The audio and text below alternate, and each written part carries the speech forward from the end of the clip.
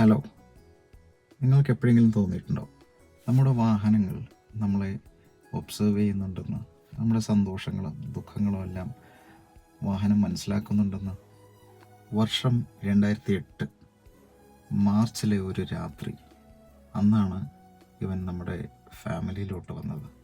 Yes, അവർ first brand new Maruti 800 standard variant. പിന്നെ അങ്ങോട്ട് ഒരുപാട് യാത്രകൾ, ഓർമ്മകൾ, സന്തോഷങ്ങളും ദുഃഖങ്ങളും എല്ലാം നമ്മൾ ഒരുമിച്ച് പങ്കിട്ടു ഈ കാറിൽ.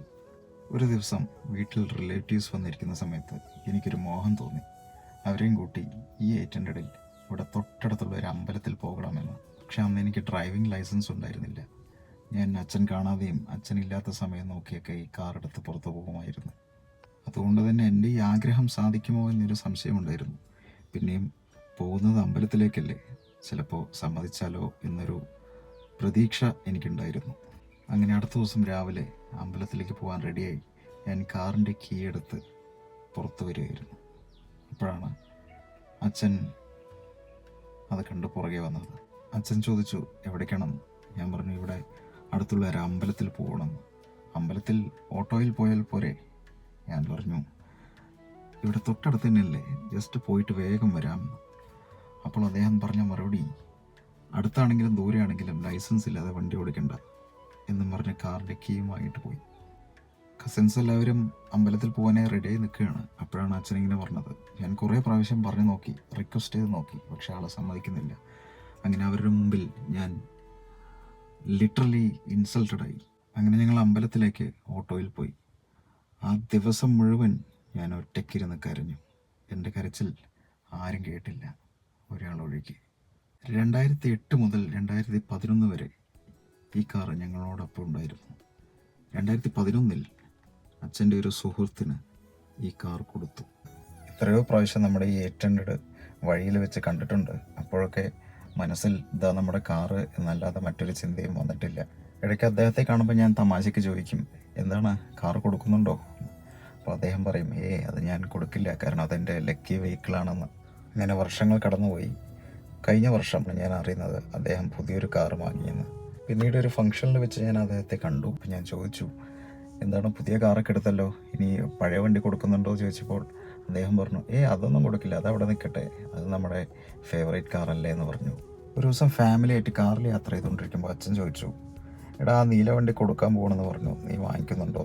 നീല വണ്ടി മീൻസ് നമ്മുടെ 800. അന്ന് തന്നെ ഞാൻ അദ്ദേഹത്തിന് ഒരു ഓഡിയോ മെസ്സേജ് അയച്ചു.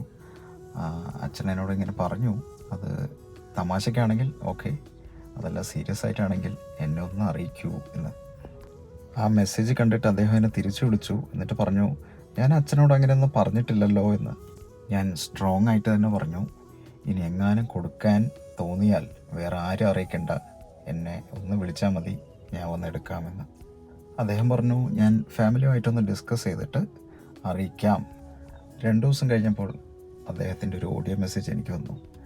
അതിൽ പറഞ്ഞത് ഇങ്ങനെയാണ്, മോനെ ഞാൻ ഫാമിലിയായിട്ട് ഡിസ്കസ് ചെയ്തു, ഈ കാർ കൊടുക്കാൻ അവർക്കൊന്നും താല്പര്യമില്ല, പക്ഷേ നീ ചോദിച്ചതുകൊണ്ട്, നിനക്കായതുകൊണ്ട്, നീ അത്രയും ആഗ്രഹിച്ച് ചോദിച്ചതായിരിക്കുമല്ലോ എന്നുള്ളതുകൊണ്ട് സന്തോഷത്തോടു കൂടി കൊടുത്തോളാനാണ് അവരെല്ലാവരും പറയുന്നത്.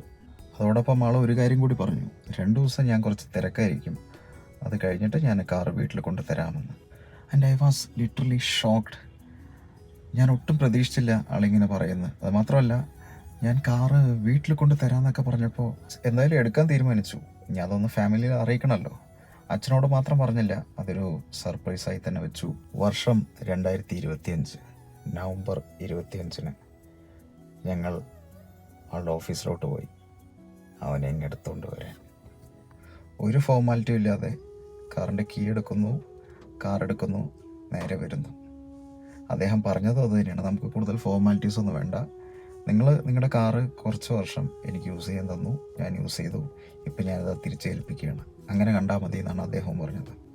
അങ്ങനെ 14 വർഷങ്ങൾക്ക് ശേഷം അവൻ വീണ്ടും ഞങ്ങളുടെ ജീവിതത്തിലേക്ക് തിരിച്ചു വന്നു, പുതിയ ഓർമ്മകൾ സമ്മാനിക്കാൻ. എൻ്റെ കരച്ചിൽ കേൾക്കാൻ ആരും ഉണ്ടായിരുന്നില്ല, ഒരാൾ ഒഴികെ എന്ന് ഞാൻ പറഞ്ഞിരുന്നല്ലേ. ആ ഒരാൾ ആരാണെന്ന് ഇപ്പോൾ മനസ്സിലായോ?